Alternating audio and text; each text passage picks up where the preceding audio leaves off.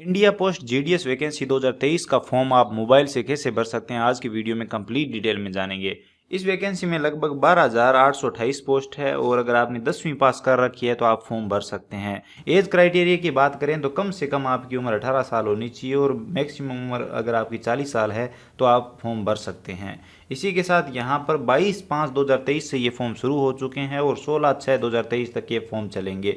Fees की बात करें तो जनरल और ओबीसी के कैंडिडेट के लिए 100 रुपये फीस रहेगी, बाकी सभी कैंडिडेट के लिए ये फॉर्म फ्री रहेगा और ऑल फीमेल यानी कि सभी लड़कियों के लिए ये फॉर्म बिल्कुल फ्री रहेगा। तो चलिए जानते हैं कि आप अपने मोबाइल से ये फॉर्म कैसे भर सकते हैं। स्टेप बाय स्टेप पूरा प्रोसेस दिखाऊंगा, तो वीडियो को एंड तक जरूर देखिए ताकि आपसे फॉर्म में कोई भी गलती ना हो। तो चलिए शुरू करते हैं। सबसे पहले आप अपने फोन में कोई भी ब्राउजर ओपन कर लीजिए। जैसे कि हमारे फोन में ये क्रोम ब्राउजर है तो मैं इसे ओपन कर लेता हूँ। आपके फोन में कोई दूसरा ब्राउजर होगा तो आप उसे भी ओपन कर सकते हो, नहीं तो आपको ये ब्राउजर भी मिल जाएगा। इसे ओपन करने के बाद आप गूगल पे आ जाएंगे, यहाँ पर सर्च करेंगे इंडिया पोस्ट। चलिए मैं लिख के सर्च कर देता हूँ इंडिया पोस्ट जीडीएस, मैं ये लिख के सर्च कर रहा हूँ। जैसे ही आप ये लिख के सर्च करेंगे तो सबसे ऊपर आपको जो वेबसाइट मिलेगी, सबसे ऊपर जो लिंक मिलेगा, इस पे आपको क्लिक करना है। इंडिया पोस्ट जीडीएस वैकेंसी की ऑफिशियल वेबसाइट पर आने के बाद यहाँ पर सबसे पहले आपको नोटिफिकेशन का सेक्शन मिलता है। अगर आप नोटिफिकेशन देखना चाहते हैं तो यहाँ से देख सकते हैं। प्रथम स्टेज में आपको रजिस्ट्रेशन करना होता है, उसके बाद आप फॉर्म भर सकते हैं, उसके बाद आपको फीस पे करनी होती है। अगर आप ओबीसी या जनरल कैंडिडेट है उसके बाद आपको फाइनल प्रिंट आउट मिल जाता है। तो चलिए हम शुरुआत से शुरू करते हैं। जैसे कि हम रजिस्ट्रेशन से शुरू करेंगे तो हम रजिस्ट्रेशन वाले ऑप्शन पे क्लिक करते हैं। इस ऑप्शन पे क्लिक करते ही यहाँ पर आपके सामने दो ऑप्शन आते हैं, या तो आप रजिस्ट्रेशन कर सकते हैं नया, या फिर अगर आपने पहले से रजिस्ट्रेशन कर रखा है तो और भूल गए हैं रजिस्ट्रेशन नंबर तो आप फॉरगेट रजिस्ट्रेशन पे क्लिक करके वो रजिस्ट्रेशन नंबर पता कर सकते हैं। तो हम यहाँ पर नया रजिस्ट्रेशन करेंगे तो हम पहले ऑप्शन पे क्लिक करेंगे। इस ऑप्शन पे क्लिक करते ही आपके सामने कुछ इस तरह का इंटरफेस आएगा, जिसमें सबसे पहले यहाँ पर आपको मोबाइल नंबर दर्ज करने के लिए बोला जा रहा है। तो सबसे पहले यहाँ पर आपको अपने मोबाइल नंबर दर्ज करने हैं, उसके बाद आपकी ईमेल आईडी जो भी है वो यहाँ पर आप दर्ज कर दीजिए। लेकिन मोबाइल नंबर और ईमेल आईडी यहाँ पर वेरीफाई किए जाएंगे, ओटीपी आएगा तो वो ध्यान से आप दर्ज करिए। जैसे कि वेरीफाई करने के लिए आप इस तरफ स्क्रॉल करेंगे तो यहाँ पर आप देखेंगे कि वैलिडेट मोबाइल नंबर और वैलिडेट मेल का ऑप्शन है। तो आप यहाँ पर मोबाइल नंबर दर्ज करके वैलिडेट मोबाइल नंबर पे क्लिक करेंगे तो आपके नंबर पर एक ओटीपी आएगा, ओटीपी दर्ज करके आप यहाँ पर वेरीफाई कर सकते हैं। ठीक इसी तरह से आपको मेल आईडी भी वेरीफाई कर लेनी है। उसके बाद यहाँ पर एप्लीकेंट का नाम, यानी कि जो फॉर्म भर रहा है 10वीं की मार्कशीट में जैसा आपका नाम है वो सेम टू सेम नाम आपको यहाँ पर दर्ज करना है। उसके बाद यहाँ पर पूछा जा रहा है कि आपका पिता का नाम क्या है, तो वो भी 10वीं की मार्कशीट के अकॉर्डिंग यहाँ पर आपको दर्ज करना है। उसके बाद यहाँ पर आपकी जो भी डेट ऑफ बर्थ रहेगी वही 10वीं की मार्कशीट के हिसाब से आएगी। उसके बाद यहाँ पर आपको अपना जेंडर सेलेक्ट कर लेना है, तो यहाँ पर चलिए हम जेंडर सेलेक्ट कर लेते हैं। उसके बाद यहाँ पर आता है कम्युनिटी, यानी कि आपकी जो भी कास्ट कैटेगरी है वो यहाँ पर आपको सेलेक्ट करनी है। तो इस पर क्लिक करेंगे। अगर आप जनरल हो तो पहला ऑप्शन सेलेक्ट कर सकते हो, ईडब्ल्यूएस हो तो आप दूसरा ऑप्शन, ओबीसी के लिए तीसरा, एससी के लिए चौथा और एसटी के लिए पांचवा ऑप्शन। तो आप इनमें से जिस भी कैटेगरी में आते हो वो यहाँ पर आप सेलेक्ट कर लीजिए। उदाहरण के लिए मैं एससी सेलेक्ट कर रहा हूँ, लेकिन एससी अगर आप सेलेक्ट करोगे तो आपकी कोई भी फीस नहीं लगेगी। लेकिन जनरल या ओबीसी कैटेगरी से या फिर ईडब्ल्यूएस कैटेगरी से आप हो तो आपको 100 रुपये फीस देनी पड़ेगी भैया। 8 नंबर पॉइंट में आपसे पूछा जा रहा है कि आपने कौन से स्टेट से 10वीं पास की है, तो यहाँ पर आप इस पर क्लिक करके अपना स्टेट चुनेंगे। जैसे कि हमने राजस्थान से पास किया तो हम राजस्थान सेलेक्ट कर लेते हैं। उसके बाद यहाँ पर पूछा जा रहा है कौन से साल में आपने 10वीं पास किया, तो इस पर क्लिक करके यहाँ पर आप अपना 10वीं का जो पासिंग ईयर है 10वीं क्लास का वो 10वीं की मार्कशीट में आपको मिल जाएगा, वो देखकर यहाँ पर आप सेलेक्ट कर लीजिए। उसके बाद यहाँ पर आपको कैप्चा कोड दर्ज करने के लिए बोला जा रहा है, तो यहाँ पर आप देख सकते हैं ये इधर कैप्चा कोड दर्ज किए हुए हैं, ये यहाँ पर आपको लिखने हैं। उसके बाद सबमिट पे क्लिक करना है। अब यहाँ पर सबमिट करते ही फर्स्ट स्टेज कंप्लीट हो गया है, तो यहाँ पर आपको ओके करना है। अब यहाँ पर ओके करते ही आपके सामने आगे के पॉइंट्स आ जाते हैं, जिसमें 10 नंबर पॉइंट्स में आपसे आधार कार्ड नंबर पूछा जाता है, तो यहाँ पर आप अपने आधार कार्ड नंबर दर्ज करेंगे। उसके बाद यहाँ पर पूछा जा रहा है क्या आप विकलांग है, अगर आप विकलांग है तो यहाँ पर आप यस सेलेक्ट कर सकते हैं, लेकिन उससे संबंधित आपको कैटेगरी भी देनी होगी। अगर नहीं हो तो आप नो सेलेक्ट कर सकते हो। उसके बाद यहाँ पर आता है 12 नंबर पॉइंट में लैंग्वेज। अगर विकलांग हो तो 11 नंबर पॉइंट में आपको टाइप चुनना होता है, कौन सी विकलांगता है वो बताना होता है। 12 नंबर पॉइंट में आपको यहाँ पर पूछा जाता है भाषा, तो यहाँ पर 10वीं में कौन सी भाषा से पास किया आपने, तो हम हिंदी सेलेक्ट कर लेते हैं, बाकी आप अपने हिसाब से सिलेक्ट करके यहाँ पर ओके कर देंगे।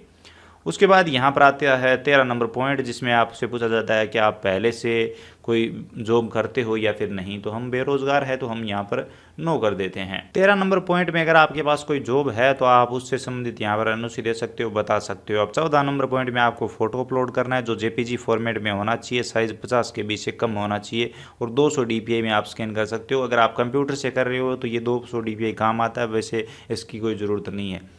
इसके अलावा यहाँ पर सिग्नेचर में भी वही सेम सिस्टम है, जेपीजी फॉर्मेट में होना चाहिए, 20 KB से कम होना चाहिए और यहाँ पर जो है 200 DPI के बारे में बोला जा रहा है, पिक्सल वगैरह भी यहाँ पर दिए हुए हैं। अगर आप मोबाइल से फॉर्म भर रहे हो तो ये DPI वगैरह के झमेले में आपको पढ़ने की जरूरत नहीं है, आप डायरेक्ट मोबाइल से फोटो खींचो। और अगर साइज ज़्यादा है तो बहुत सारे सॉफ्टवेयर है, या फिर आप गूगल पे भी लिख के सर्च कर सकते हो JPG साइज रिड्यूस, या आप कोई भी सॉफ्टवेयर प्ले स्टोर से डाउनलोड कर सकते हो, ऐप डाउनलोड कर सकते हो, जिससे आप बहुत ही आसानी से फोटोओं के साइज़ कम कर सकते हो। और साइज़ कम करके यहाँ पर आप बहुत ही आसानी से फोटो और सिग्नेचर अपलोड कर सकते हो। तो चलिए मैं फोटो और सिग्नेचर अपलोड कर देता हूँ, उसके बाद सबमिट करते हैं। अपलोड करने का प्रोसेस बहुत ही सरल सा, आपको चूज फाइल पे क्लिक करना है और यहाँ पर बहुत सारे ऑप्शन आ जाते हैं, जिसमें आप चाहें तो डायरेक्ट कैमरा से फोटो खींचकर यहाँ पर अपलोड कर सकते हैं, या फिर अगर आपने पहले से फोटो तैयार कर रखी है तो आप फाइल्स के ऑप्शन पे क्लिक करेंगे और यहाँ पर जहाँ पर भी आपका फोटो रखा हुआ है वहाँ से आप अटैच कर लेंगे। तो यहाँ पर उसके बाद 3 लाइन पे क्लिक करेंगे, यहाँ पर आप देख सकते हैं। उसके बाद यहाँ पर आप नीचे आएंगे तो यहाँ पर आपको गैलरी का ऑप्शन मिल जाएगा, जैसे कि ये वाला गैलरी का ऑप्शन रहा। इस पर क्लिक करते ही यहाँ पर आपकी गैलरी आपके सामने खुल जाएगी और जहाँ पर भी आपने फोटो स्कैन करके रखा है वहाँ से आप क्लिक करेंगे और ये फोटो डायरेक्ट अपलोड हो जाएगा। जैसा कि आप देख सकते हैं हमने फोटो और सिग्नेचर अपलोड कर दिए हैं। हालांकि थोड़ी सी मुश्किल आई फोटो और सिग्नेचर अपलोड करने में साइज की, तो साइज की आपको दिक्कत अगर आ रही है तो आप गूगल पे JPG साइज रिड्यूस लिख के सर्च करें, वहां पर अपनी फोटो को अपलोड करें और आप जितना चाहे साइज कम कर सकते हैं, या फिर मैं आपको बता चुका हूँ कोई भी ऐप आप डाउनलोड करके इन फोटोओं का साइज सही कर सकते हैं। फोटो और सिग्नेचर अपलोड करने के बाद आपको सबमिट पे क्लिक करना होता है। उसके बाद यहाँ पर आपके सामने एक चेकबॉक्स आता है, तो चेकबॉक्स पे क्लिक करना है। तो चेकबॉक्स पे क्लिक करने के बाद यहाँ पर सबमिट करना है। आप चाहें तो यहाँ पर प्रीव्यू भी चेक कर सकते हैं, सारी डिटेल चेक कर सकते हैं कि आपने जो फॉर्म भरा है वो सही है या नहीं। अगर सही लग रहा है तो आप सबमिट पे क्लिक करेंगे। सबमिट पे क्लिक करते ही यहाँ पर आपके सामने एक रजिस्ट्रेशन नंबर आ जाते हैं, आप देख सकते हैं। आप चाहें तो इन्हें कॉपी करके रख सकते हैं या फिर आप स्क्रीनशॉट ले सकते हैं। उसके बाद यहाँ पर आपको ऑप्शन मिलता है कंटिन्यू टू अप्लाई, चाहे तो आप यहाँ से आगे के फॉर्म को कंटिन्यू कर सकते हैं या फिर होम पेज पे जाकर वहां से दूसरे स्टेज पे क्लिक कर सकते हैं। तो हम यहीं से आगे का फॉर्म भरेंगे तो कंटिन्यू टू अप्लाई वाले ऑप्शन पे क्लिक करेंगे। अब यहाँ पर आपके सामने कुछ इस तरह का ऑप्शन आएगा, जिसमें सबसे पहले आपके रजिस्ट्रेशन नंबर दिए हुए हैं। यहाँ पर आपको आपका स्टेट चुनना है जहाँ के लिए आप अप्लाई करना चाहते हो, तो आप अपने स्टेट के लिए अप्लाई करें, ज़्यादा बेहतर रहेगा, क्योंकि जिस स्टेट के लिए आप अप्लाई कर रहे हैं वहाँ की लोकल लैंग्वेज, लोकल भाषा आपको आनी चाहिए। जैसे कि राजस्थान के लिए आप अप्लाई कर रहे हैं तो राजस्थान की जो अलग अलग क्षेत्रीय भाषाएं हैं वो आपको आनी चाहिए जहाँ के लिए आप अप्लाई कर रहे हैं, तो ये बात आप ध्यान में रखें। तो चलिए हम राजस्थान सेलेक्ट कर लेते हैं। बाकी किस स्टेट में कितनी पोस्ट है ये जानने के लिए आप इसका नोटिफिकेशन चेक कर सकते हैं, आपको कंप्लीट जानकारी मिल जाएगी। तो हमने स्टेट सेलेक्ट कर लिया, उसके बाद सबमिट पे क्लिक करेंगे। सबमिट पे क्लिक करते ही यहाँ पर देखिए आपके नंबर पर एक OTP भेजा गया है, वो OTP यहाँ पर आपको दर्ज करना होगा, तो ओके करेंगे। ओके करने के बाद यहाँ पर वो OTP दर्ज करेंगे जो आपके नंबर पर आपको मिला है। ये कैप्चा कोड जो दिया है वो यहाँ पर दर्ज करके आप नेक्स्ट पे क्लिक करेंगे। OTP दे के जैसे ही आप नेक्स्ट करेंगे यहाँ पर डायरेक्ट आपके सामने एड्रेस डिटेल आ जाएगी, जिसमें सबसे पहले आपको आपका वर्तमान पता दर्ज करना है, जिसमें हाउस नंबर या फिर वार्ड नंबर वगैरह आप दर्ज कर सकते हैं, स्ट्रीट का नाम, गांव का नाम या शहर का नाम, पंचायत का नाम। उसके बाद आप अपने पिन कोड दर्ज कर दीजिए। उसके बाद इस तरफ स्क्रॉल करेंगे, यहाँ पर लिखा हुआ है सेम एज कम्युनिकेशन एड्रेस। अगर आपका वर्तमान पता और स्थायी पता एक ही है तो यहाँ पर आप इस पर टिक मार्क करेंगे, तो इधर आपने जो वर्तमान पता दर्ज किया है वही स्थायी पते में ऑटोमेटिक आ जाएगा। लेकिन अगर आपका स्थायी पता जो परमानेंट एड्रेस है वो अलग है तो यहाँ से आप अनचेक रखेंगे और आप अपना परमानेंट एड्रेस यानी कि स्थायी पता अलग से दर्ज कर सकते हैं। लेकिन नॉर्मली ज़्यादातर लोगों का स्थायी पता और वर्तमान पता एक ही होता है, तो यहाँ पर हम टिक मार्क कर देंगे, वही एड्रेस यहाँ पर ऑटोमेटिक आ जाएगा। तो आपका जो भी एड्रेस है वो भर दीजिए। अब क्वालिफिकेशन डिटेल में आप देखेंगे कि यहाँ पर राजस्थान और 2013 लिखा हुआ है। राजस्थान से हमने 10वीं पास किया, 2013 में पास किया। उसके बाद यहाँ पर आप बोर्ड सेलेक्ट करेंगे। अब जैसा कि हमने राजस्थान बोर्ड से पास किया तो यहाँ पर board of secondary education Rajasthan लिखा हुआ आ रहा है, तो यहाँ पर हम इस ऑप्शन को सिलेक्ट करेंगे। इस ऑप्शन को सिलेक्ट करने के बाद यहाँ पर आपसे पूछा जा रहा है रिजल्ट टाइप में आपको क्या मिला था। जैसे कि रिजल्ट टाइप में आपको मार्क्स मिले थे, तो यहाँ पर मार्क्स का ही ऑप्शन आ रहा है, तो हम इसे सिलेक्ट कर लेंगे। उसके बाद यहाँ पर आप नीचे स्क्रॉल करेंगे तो यहाँ पर आपको हर सब्जेक्ट का अलग अलग नंबर बताने होंगे हर सब्जेक्ट के लिए। तो यहाँ पर इंग्लिश में आपको 100 में से कितने नंबर मिले, हिंदी में आपको 100 में से कितने नंबर मिले, मैथ में आपको 100 में से कितने नंबर मिले, साइंस में कितने मिले, सोशल साइंस में कितने मिले। उसके बाद यहाँ पर जो एक ऑप्शनल सब्जेक्ट होता है जिसमें गुजराती आपका हो सकता है, पंजाबी हो सकता है, संस्कृत ज़्यादातर लोगों का होता है, सिंधी हो सकता है, उर्दू हो सकता है। हमारा संस्कृत था तो हम ये सिलेक्ट कर लेते हैं। उसके बाद यहाँ पर संस्कृत के भी 100 में से कितने नंबर थे वो आप दर्ज कर देंगे और इन सब के जितने भी नंबर आपको 10वीं क्लास में मिले हैं इन सब सब्जेक्ट में वो यहाँ पर आप बताएंगे, जो कि आपको 10वीं की मार्कशीट में देखने को मिलेंगे। अब उदाहरण के लिए हमने सब सब्जेक्ट में नंबर दर्ज कर दिए हैं और एड्रेस भी भर दिया है, तो सेव एंड कंटिन्यू पे क्लिक करेंगे। सेव एंड कंटिन्यू पे क्लिक करते ही आपका फॉर्म कंप्लीट हो जाएगा और यहाँ पर आपको अपने प्रीफरेंस चुनने होंगे, जिसमें यहाँ पर किस डिवीजन के लिए आप अप्लाई करना चाहते हैं। तो यहाँ पर आप सिलेक्ट डिवीजन पे क्लिक करेंगे और आप अपना क्षेत्र या अपने जिले का चुनाव करेंगे जो आपका डिवीजन है। तो यहाँ पर हम सिलेक्ट कर लेंगे बीकानेर को, हम बीकानेर सेलेक्ट कर लेते हैं। बीकानेर में जितने भी ऑफिस है वो सभी आपके सामने आ जाएंगे। तो आपकी फर्स्ट चॉइस कौन सी है, सेकंड चॉइस कौन सी है, थर्ड चॉइस कौन सी है, वो यहाँ पर आप सिलेक्ट कर लेंगे। तो सिंपली सिलेक्ट कैसे करना है, तो यहाँ पर देखिए मान लीजिए ये पहली चॉइस है, ये पहला ऑप्शन है, ये दूसरा, ये तीसरा, ये चौथा, ये इस तरह से ये ऑप्शन है। तो मान लीजिए ये वाला मुझे फर्स्ट चॉइस में चाहिए, तो इसके इस तरफ हम स्क्रॉल करेंगे और यहाँ पर जो बॉक्स दिया हुआ है इसमें हम एक लिख देंगे, जैसे कि मैं यहाँ पर एक टाइप कर देता हूँ। तो ये हमारी फर्स्ट चॉइस होगी। उसके बाद सेकंड चॉइस ये है तो हम इसमें सेकंड लिख देंगे, थर्ड चॉइस ये है तो इसमें थर्ड लिख देंगे। इस तरह से यहाँ पर आप आगे आगे जैसे 2 नंबर पेज पे जा सकते हैं, 3 नंबर पेज पे, 4 नंबर पेज पे, इस तरह से यहाँ पर 7 नंबर तक पेज है। इन सभी में आप देख सकते हैं आपके क्षेत्र का जो भी ऑफिस आपके लिए बढ़िया हो, आपके नज़दीक हो, जहाँ पर आप अप्लाई करना चाहते हैं उसमें आप फर्स्ट, सेकंड या थर्ड चॉइस आप यहाँ पर दे सकते हैं।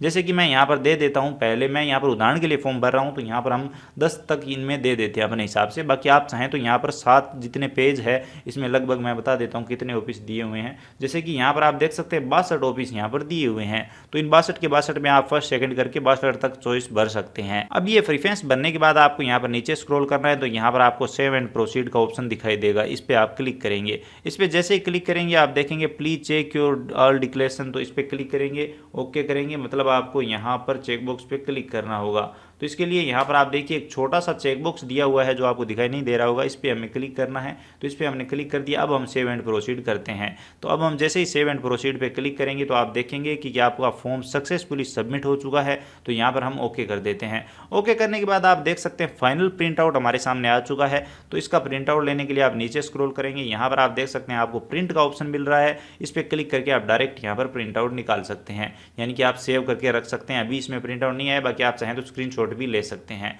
तो हम एक बार इसे छोड़ देते हैं। आप देख सकते हैं इस तरह से आपका प्रिंट आउट आ जाता है। बाकी आप बाद में कभी भी चाहें तो अपने जो रजिस्ट्रेशन नंबर है वो दर्ज करके कभी भी लॉगिन करके इस प्रिंट आउट को निकाल सकते हैं और जैसे रिजल्ट आएगा तो यहाँ पर आपको पता चल जाएगा। रिजल्ट से संबंधित मैं आप सभी को एक बात और बताना चाहूँगा कि रिजल्ट इसमें मेरिट बेस होता है, जैसे कि आपको कोई भी एग्जाम देने की जरूरत नहीं है, आपके 10वीं के जो परसेंटेज है उस हिसाब से आपका रिजल्ट आएगा।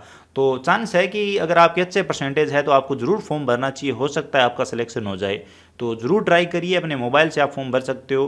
तो ये कंप्लीट प्रोसेस रहेगा। उम्मीद करता हूँ वीडियो इन्फॉर्मेटिव लगा होगा। अगर वीडियो पसंद आया तो प्लीज़ लाइक जरूर करिए, हमारी मेहनत के लिए एक लाइक करिए, अपने दोस्तों के साथ ज़्यादा से ज़्यादा शेयर करिए। चैनल पर नए हो तो सब्सक्राइब कर सकते हो, बेल आइकन भी प्रेस कर लीजिए। इसके अलावा अगर आपके मन में कोई भी सवाल या सुझाव है तो आप बेझिझक कमेंट सेक्शन में बता सकते हो। चलिए मिलते हैं अगले वीडियो में।